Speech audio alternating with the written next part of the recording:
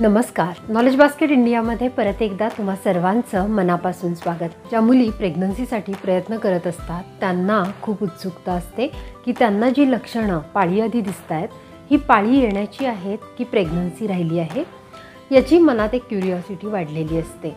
परंतु बऱ्याच जणींना 50% जणींना पाळीपूर्वी काही सिम्पटम्स दिसतात आणि या सिम्पटम्सना प्री मेन्स्ट्रुअल सिंड्रोम असं म्हणतात.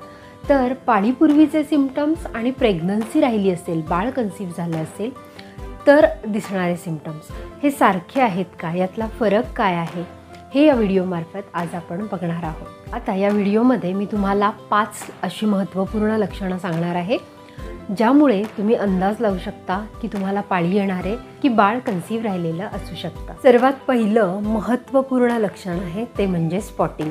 ज्या वेळेला बाळ राहतं, गर्भाशयात स्थापित होतो, ज्याला इम्प्लांटेशन असं म्हणतात, त्यावेळेला खूप हलकं लाईट ब्लिडिंग होतं आणि हे जे ब्लिडिंग असतं हे 1-2 स्पॉट किंवा अगदी थोडंसं असू शकतं, ब्राउनिश किंवा लिटल बिट रेडिश, पण पूर्ण रेडिश नाही, थोडंसं डार्क रेडिश किंवा पिंकिश अशा प्रकारचं हे स्पॉटिंग असू शकतं. आणि हे स्पॉटिंग कंटिन्यू नसतं, थोडंसं होतं आणि मग ते थांबून जातं. परंतु जर तुम्हाला पाळी येणार असेल त्यावेळेला स्पॉटिंग स्टार्ट होईल आणि हळूहळू हे स्पॉटिंग जे आहे ते ब्लड फ्लोमध्ये कन्वर्ट होऊन तुमची रिअल पाळी स्टार्ट होईल. म्हणजेच काय, जेव्हा स्पॉटिंग हे इम्प्लांटेशनमुळे होतं त्यावेळेला एकच स्पॉटिंग असतं, याच्यामध्ये पॅड बदलण्याची गरज नसते.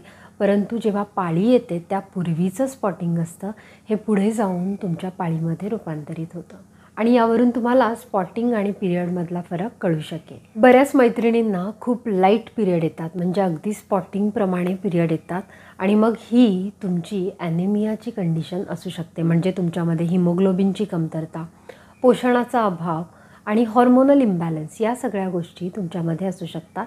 म्हणूनच यासाठी तुम्हाला संतुलित आहार, दूध, ड्रायफ्रूट्स, फळे, भाज्या आणि भरपूर प्रमाणात पाणी या सगळ्या गोष्टीचं संतुलन करणं इथं गरजेचं आहे.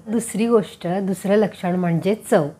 काही महिलांना प्रेग्नन्सी राहिली असेल तर तोंडामध्ये मेटॅलिक चव जाणवू शकते. वियर्ड चव, जी पूर्वी तुम्हाला कधीच जाणवली नसेल ती चव तुम्हाला जाणवू शकते.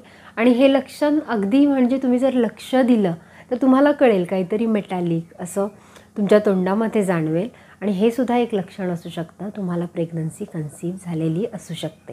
तिसरं लक्षण आहे मूड चेंजेस, तुमच्या मूडमधले बदल. आता मैत्रिणींनो, बऱ्याच जणींना पिरियड येण्यापूर्वी 1-2 दिवस आधी किंवा मॅक्सिमम 3 दिवस आधी चेंजेस जाणवतात. काय चेंजेस जाणवतात? खूप डिप्रेस्ड फील होतं, अस्वस्थ फील होतं, पाल्पिटेशन, हृदयाची धडधड वाढते आणि एक प्रकारची अस्वस्थता त्यांना जाणवते. परंतु ज्या वेळेला पिरियड स्टार्ट होतात लागलीच हे सगळे चेंजेस, मूडमधलं डिप्रेशन वगैरे या सगळ्या गोष्टी निघून जातात आणि खूप हलकं फील होतं. असं बऱ्याच जणींना होतं. हे एक प्री मेन्स्ट्रुअल सिंड्रोम आहे.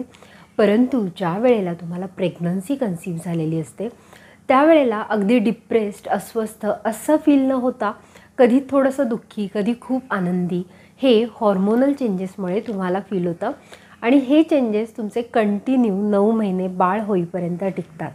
म्हणजे हा एक तिसरा बदल तुम्हाला इथं जाणवू शकतो. आता चौथं लक्षण म्हणजे झोप आणि थकवा. ज्या वेळेला प्रेग्नन्सी राहते ना त्यावेळेला शरीरामध्ये हॉर्मोनल चेंजेस खूप जास्त होतात आणि शरीर एक नवीन शरीर बनवण्याच्या प्रक्रियेमध्ये सक्रिय होतं. याच्यामध्ये खूप जास्त एनर्जी, खूप जास्त ऊर्जा आपली खर्च होते आणि त्यामुळे बॉडीला खूप थकवा जाणवतो आणि मग सतत झोप येणं, सतत बेडवर पडून राहावं असं वाटणं, हे वाटणं, थकवा जाणवणं हे प्रेग्नन्सी राहिली असेल तर साहजिक आहे. परंतु प्रेग्नन्सी राहिली नसेल आणि तुम्हाला जर पिरियड्स येणार असतील तर रात्रीची झोप न लागणं, अस्वस्थ वाटणं, झोपमोड होणं या गोष्टी होऊ शकतात. हे पिरियड येण्यापूर्वीचं प्री मेन्स्ट्रुअल सिंड्रोम असू शकतं.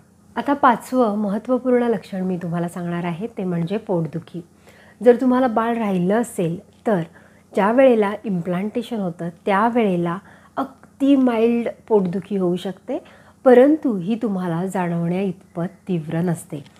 पाळी येणार असेल तर खूप तीव्र वेदना अगदी पाठीतून, कमरेतून, पोटातून तुम्हाला जाणवू शकतात आणि मग हे पाळी येण्याचं सिम्पटम असू शकतं, एक प्री मेन्स्ट्रुअल सिंड्रोम असू शकतो. आता मैत्रिणींनो, ही जी 5 लक्षणं आहे ना त्यासाठी खूप बारीक ऑब्झर्वेशन तुम्हाला लागणार आहे.